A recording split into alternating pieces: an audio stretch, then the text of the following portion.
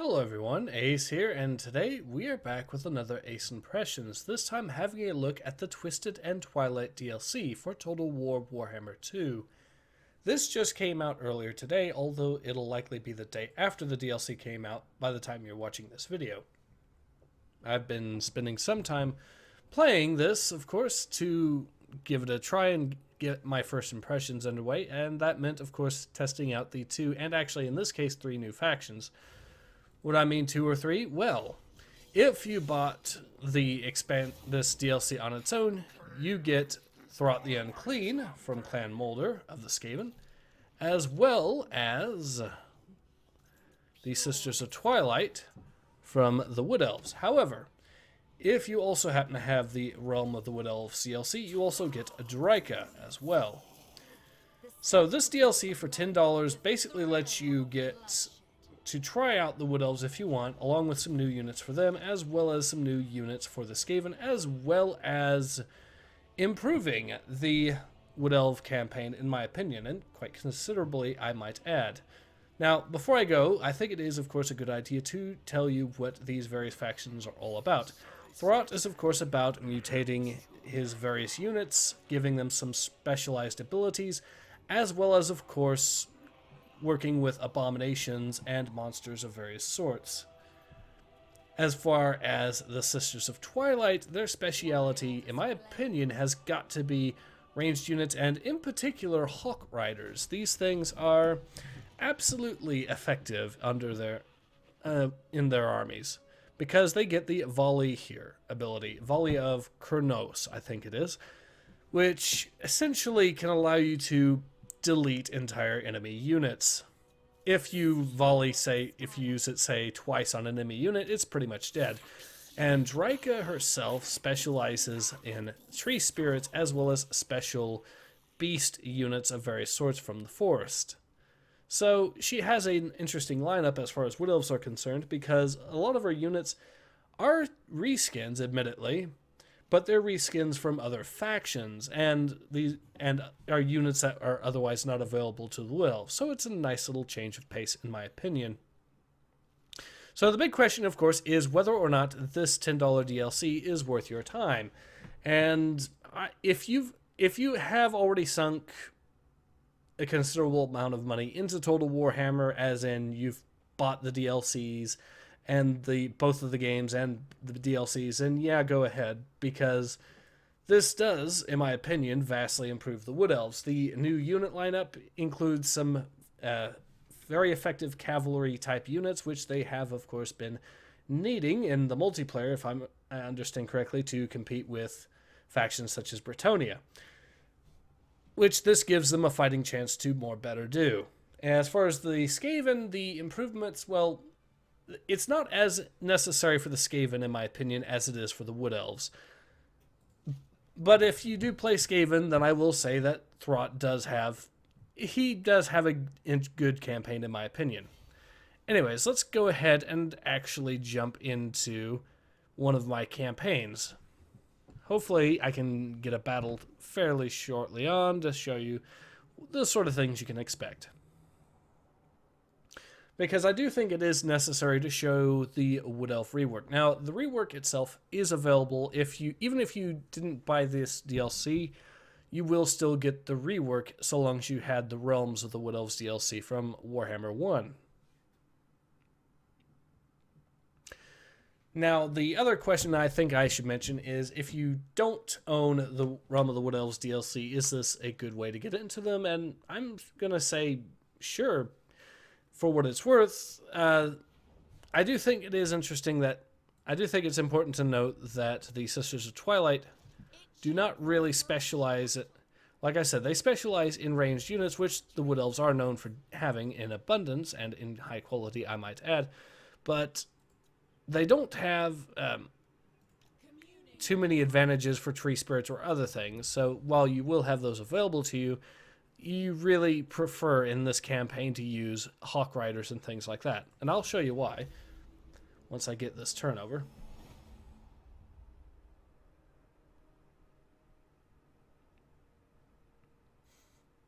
But I do need to show you the new mechanics and the changes to how you win the campaign for the Wood Elves, because if you are a single player person, such as myself, then that is really going to be the meat and potatoes of what you're going to be playing with this game.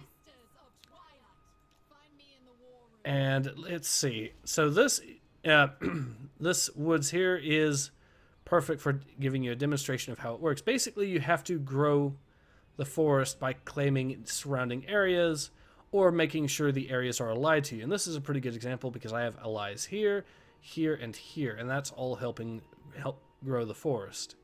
Now, every now and then you have incursions, such as this one here, which you can either fight usually, or also alternatively, you could let whatever is there go without having to fight them, but with some penalties. You also have the Forge of Daith here, which you can refine stuff, which is nice. But once you get your woods here to 100, you can then perform the Ritual of Rebirth, which we will do. It causes some armies to get ready to attack you. However, you can actually attack them earlier on, so they're not at the full strength, and you should do that, in my opinion. It'll be an effective way also to... So we'll deal with that. We've got another one here, and then we've got a third one there. I'm actually going to leave these guys here be for now, just to show you the camp. Just to show you a demonstration of what I'm talking about over in the west.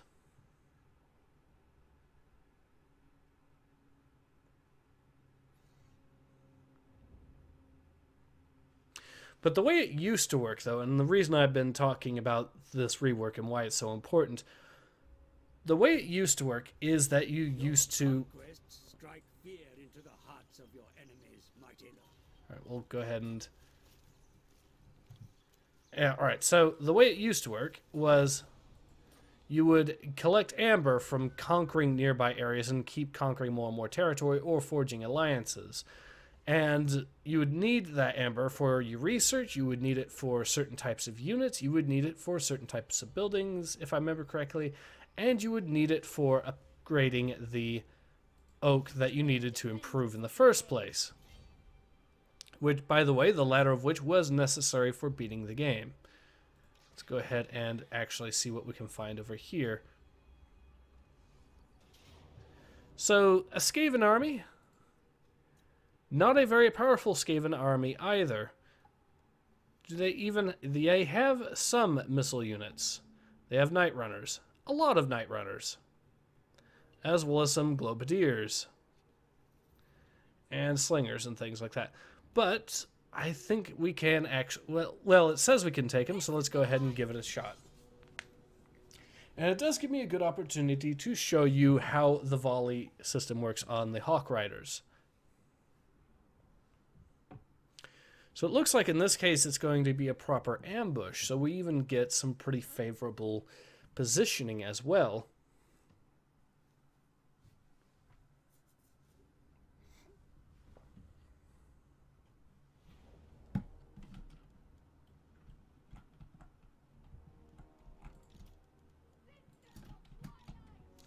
So it looks like they're in position there, so what I'm going to do... I'm going to try setting it up so that my archers are located here. My Hawk Riders are going to be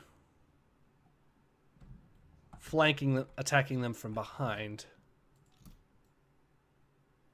The idea being that they are going to have to go after one or the other, and their archers are going to have a really fun time trying to take us out, I'm sure. But here's the big reason I'm putting them here like this. I want to be able to take out their enemy archers using my Hawk Riders, which is something that the ability makes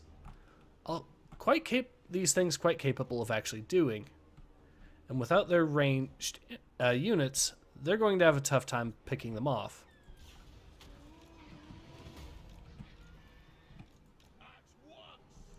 Alright, so I will go ahead, pause actually, and we can pick what we want to attack. You attack that. Got some poisoned wind globadiers. You can attack that. Now, I am going to go a little light, I guess, for now, as far as the firepower of these bad boys, at least when it comes to... I'm going to be spreading it out a little bit more than I normally would. But they do have a lot of ranged units, so everyone gets a hit.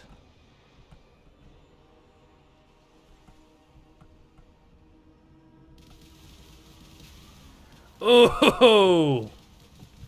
That was actually a lot more effective than I was expecting. Especially on these units over here and over here as well. But they basically just completely deleted these guys into a retreat, which is exactly what I needed. I'll go ahead and order them to attack this unit here, which, because they are basically all on their own, we should be able to out-DPS them pretty easily, I think. But yeah, as you can tell, an absolutely effective and destructive ability when you use it properly. Normally it takes 2 hits per unit to really mess it up, but in this case, not quite. Okay, so they're trying to send their globadiers in as a desperate attempt to try to take my units out. I'm not sure how effective that would be particularly, but we'll just finish them off. Notice we haven't even lost a single one of these Hawk Riders yet. I mean, some of them have taken damage, sure, but we've just been basically... These guys have just been free XP for us for now.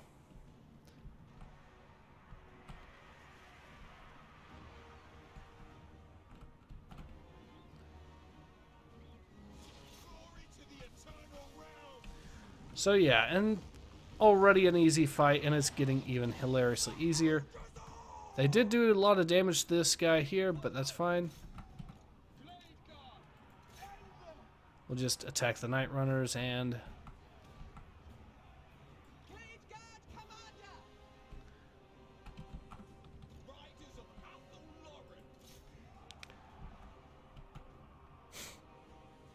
Alright, so we can actually now use another one of these too, so let's go ahead and fire another volley off.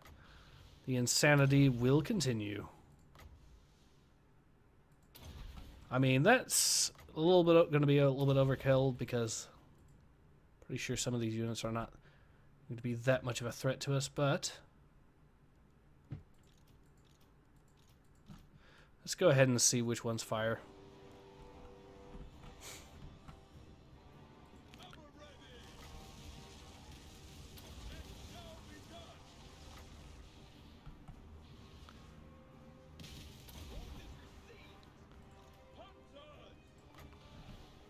I'll go ahead and attack the Plague Monks as well, why not?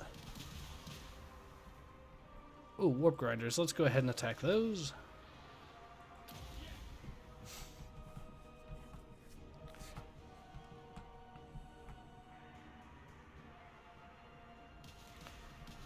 And they'll even lock on to units as well, which is an even nicer touch. I've seen these guys... I've actually sniped enemy lords with these guys before as well. So because this is an ambush, I'm pretty sure we've defeated every single unit, even though they fled. Because, yeah. Got some decent XP out of it. Only lost a handful of dudes. I don't think we even lost a single Hawk Rider out of the bunch. Usually Hawk Riders aren't that effective, but with the Sisters of Twilight, they are hilariously powerful. And I'm kind of curious as to whether or not I can just make Doom stacks out of them with this campaign.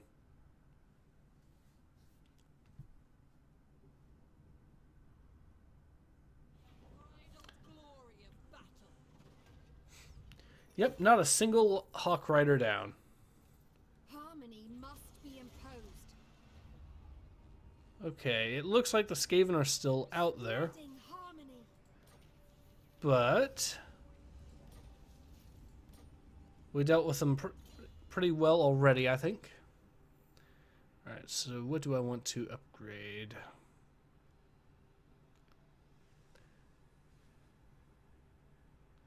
So this will upgrade Hawk Riders, so yes, please.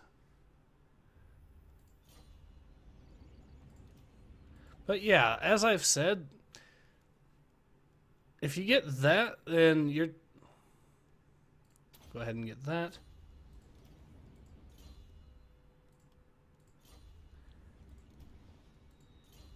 And there we go. Anyway, so yeah, as I've said, Hawk Riders are the way to go in this particular campaign. They are absolutely hilarious to use. And as far as the... So yes, the Wood Elves absolute... Do I recommend this DLC?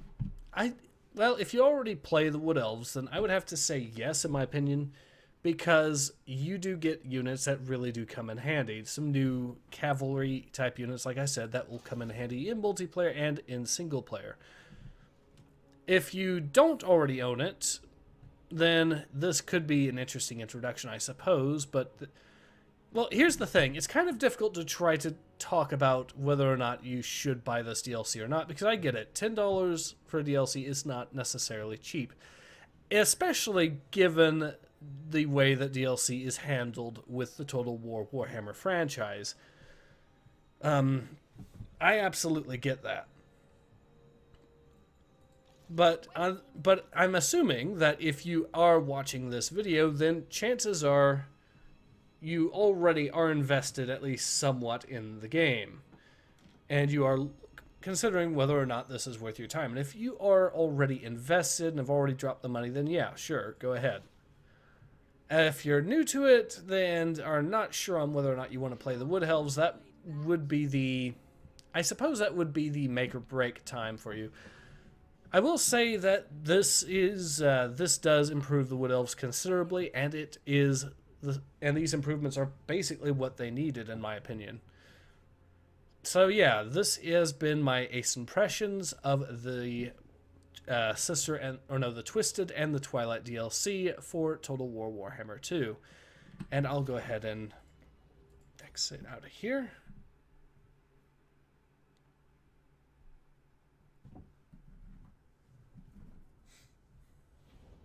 And yeah. So, this has been Ace. Hope to see you guys again soon. Take care. Ace out.